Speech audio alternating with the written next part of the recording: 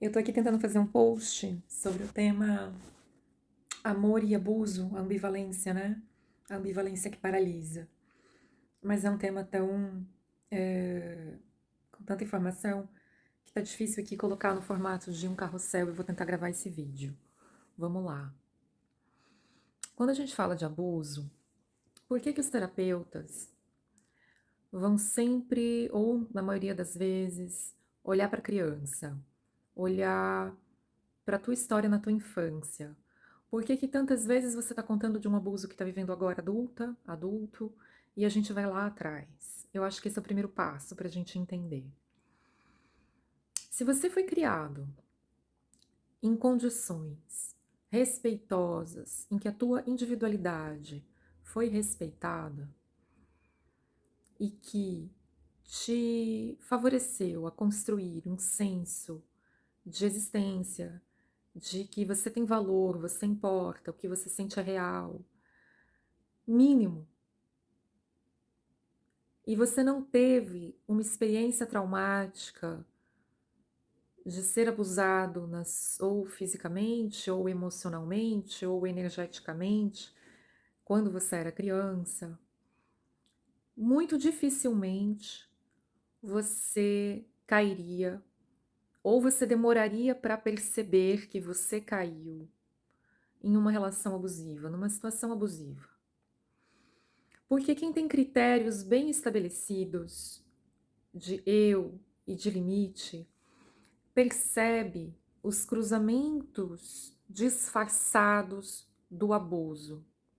Porém, quem foi criado em uma, entre aspas, normalidade, em que o limite é cruzado, mas é nomeado de afeto, fica com essas duas questões conectadas por uma teia invisível, de que quando você puxa uma ponta do elástico, a outra vem junto. Como se fosse o extremo da outra ponta, o outro lado da moeda, uma coisa acompanhando a outra. E quando você vivencia situações abusivas, você tem do outro lado da moeda relações afetivas, amorosas. Você vivencia relações afetivas e amorosas e o outro lado da moeda está acontecendo relações abusivas. Como se uma coisa existisse com a outra, quase que numa dinâmica interdependente. E por que que eu estou trazendo esse tema? Um dos principais recursos que a criança tem quando ela é abusada por um adulto que ela ama, e isso já é um dado estatístico extremamente alto, que a maioria dos abusos são feitos por familiares, cuidadores e pessoas próximas que frequentam a casa. Quando uma criança tem essa experiência,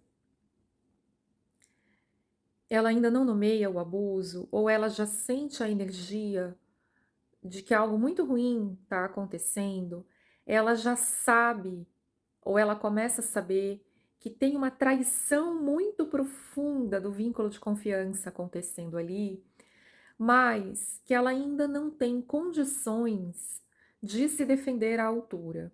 Seja às vezes correndo, seja fugindo, seja denunciando, seja por mil questões que ela ainda não tem esse recurso. Como ela tem que ficar, como ela não tem por onde escapar, quando ela vivencia o ato abusivo, seria aniquilante demais, seria aniquilante além da conta que ela reconhecesse a violência pela violência, olhando de frente. Isso seria estourar o sistema psíquico da criança, estourar a capacidade dela de lidar com essa situação. Como recurso de defesa, é comum a criança escolher não olhar para a violência. E que recurso que ela utiliza? Não estava sendo vinculado para ela antes a moeda, abuso, amor, abuso, amor. Ela escolhe girar a moeda e olhar só para o amor, só para o afeto, só para a confiança. É como se ela construísse uma ponte em que ela sabe que para ela sobreviver, ela tem que escolher olhar para aquilo que não vai aniquilar, que seria a relação de afeto. Geralmente esse adulto está falando para ela: confia em mim, eu cuido de você, não conta para ninguém, o que eu estou fazendo é gostoso, eu estou fazendo isso porque você é da família, você tem que ficar quieta, isso faz parte.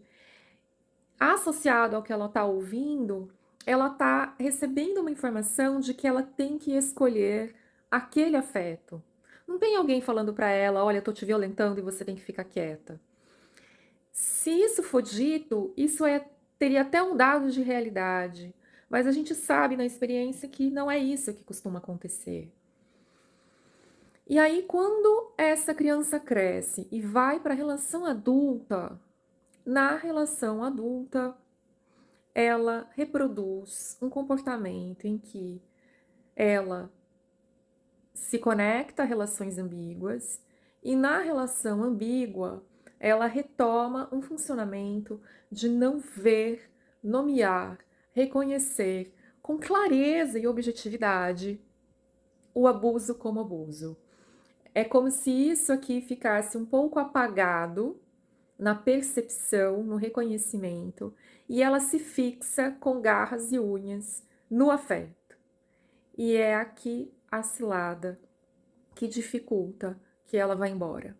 Porque para ela ter coragem e força de ir embora, ela vai ter que, mesmo segurando esse afeto, ela vai ter que ter a coragem adulta e não mais infantil, porque a gente já está falando de um corpo adulto, portador de recursos, de olhar para si e ver o que aconteceu e o que está acontecendo na realidade, para que ela, olhando para essa pessoa que está com ela fala: chega, agora eu vejo, agora não mais, agora eu posso escolher, agora eu saio, agora eu vou embora.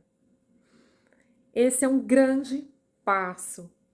E até que esse passo possa acontecer, muito tempo pode passar e muitas cenas recorrentes essa pessoa pode viver, né? Como que uma retraumatização crônica do processo. É muito importante que ela tenha essa tomada de autopercepção, de que, mesmo querendo segurar aquele afeto, ela consegue se olhar e se reconhecer. Provavelmente ela vai se assustar na hora que ela se reconhece. Opa, eu tô passando por isso, eu tô vivendo isso. Por que que eu não estava percebendo e nomeando isso antes?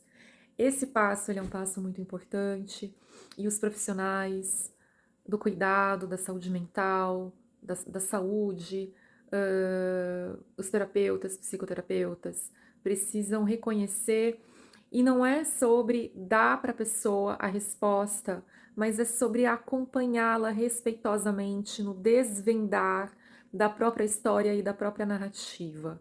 Recebo muito no consultório pessoas que não viram a própria cena, não desvendaram essa cena, mas escutaram de terapeutas e cuidadores que foram abusadas.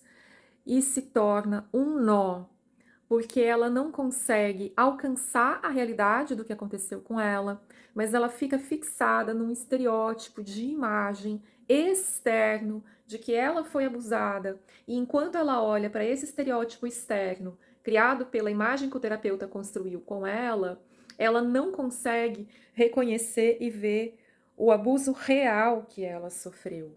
O real, onde ela realmente foi traída.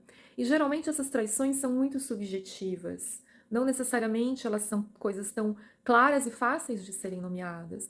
Então a gente está falando desse campo delicado do cuidado. Eu quero trazer esse tema, não é só para o pessoal que trabalha com sexualidade, não. É para todo mundo que atende. Às vezes a gente está tocando corpos que estão vivendo esses conflitos, e esses conflitos eles não estão conscientes. Às vezes você está trabalhando uma microfisioterapia, um reiki, uma massagem.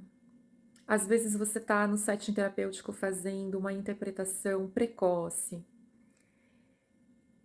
E esses conteúdos estão acontecendo e transitando aí no pano de fundo.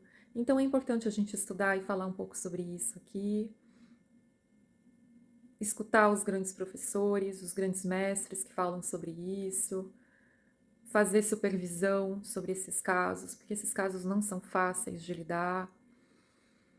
E terapeuta, sempre que a gente encontra um caso difícil de lidar, a gente tem que olhar para a nossa própria história na dificuldade de lidar com esse caso, olhar para a nossa relação contratransferencial, e a gente faz isso em supervisão, e a gente faz isso na companhia de colegas seguros que podem participar desse processo de supervisão junto com o supervisor,